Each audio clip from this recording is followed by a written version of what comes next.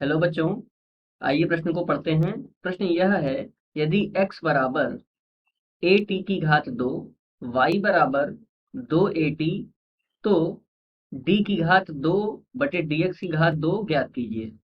आइए सर्वप्रथम प्रश्न की मुख्य अवधारणा को जान लेते हैं। प्रश्न की मुख्य अवधारणा यह है, देखिए दिए गया प्रश्न प्राचलिक समीकरण का प्रश्न है, जहां पर x t में फलन है तथा y भी t में फलन है। तो इस प्रकार के प्राचलिक समीकरणों को हम अलग अलग t के सापेक्ष अवकलन करके हल करते हैं, अर्थात x का t के सापेक्ष में अवकलन करेंगे तथा इसी प्रकार y का भी t के सापेक्ष अवकलन करेंगे। इस प्रकार यदि हमें dy बटे dx प्राप्त करना है तो dy बटे dt को भाग कर देंगे dx बटे dt से। पुनः यदि हमें dy बटे dx का एक बार और अवकलन करना है, क्योंकि दिए गए प्रश्न में d की घात 2y बटे dx की घात 2 प्राप्त करना है, तो हम पुनः x के सापेक्ष dy बटे dx का अवकलन करेंगे। इधर भी इस प्रकार हम x के सापेक्ष जो भी हमें फलन प्राप्त होगा उसका अवकलन करेंगे। आइए इस मुख्य अवधारणा के आधार पर प्रश्न को हल करते हैं। प्रश्न में दे रखा है, अगले प्रश्न पर लिख लेते हैं। x बराबर दे रखा है at की घात 2, तो लिख लेंगे x बराबर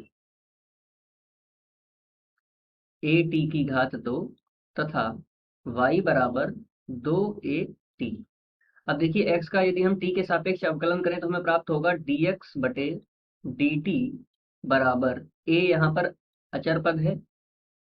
t की घात 2 का यदि हम अवकलन करें, देखिए x के सापेक्ष यदि x की घात n का अवकलन किया जाए तो वह होता है n x की घात n माइनस 1।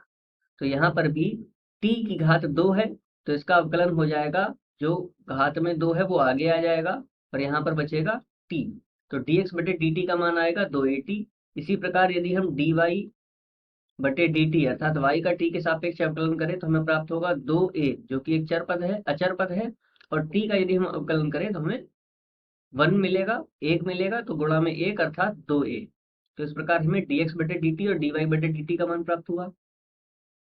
इसके बाद हमें dy बटे dx निकालना है, तो dy बटे dt को भाग कर देंगे dx बटे dt से, अर्थात 2a बटे dx बटे dt का मान आया कितना, 2at।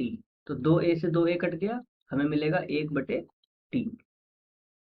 अब देखिए दिए गए प्रश्न में हमें पुनः अवकलन करना होगा, क्योंकि हमें मान प्राप्त करना है d की घात 2 बटे dx स्क्वायर का। तो इसको एक बार और अवकलन कर लेते हैं x के सापेक्ष, तो हमें मिलेगा d बटे dx dy बटे dx बराबर d बटे dx 1 बटे t का। अब देखिए यहाँ पर x के सापेक्ष अवकलन है, जबकि यहाँ पर t दे रखा है, तो यहाँ पर हम क्या करेंगे, dt से गुणा और dt से भाग कर लेंगे।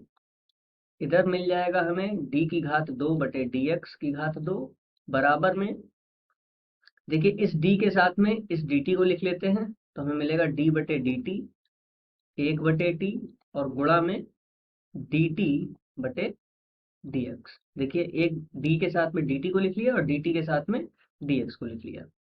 अब यहाँ पर देखिए t के सापेक्ष यदि हम 1 बटे t का अवकलन करें, अर्थात t की घात -1 हो जाएगा, और t की घात यदि -1 है तो इसी सूत्र से जो हमने पहले प्रयुक्त किया था, यहाँ पर यदि हम प्राप्त करें तो हमें क्या मिलेगा, -1 t की घात -2, अर्थात -1 बटे t की घात 2 लिख सकते हैं। तो यहाँ पर लिख लेंगे इसका अवकलन -1 बटे t की घात 2 गुणा dt बटे dx।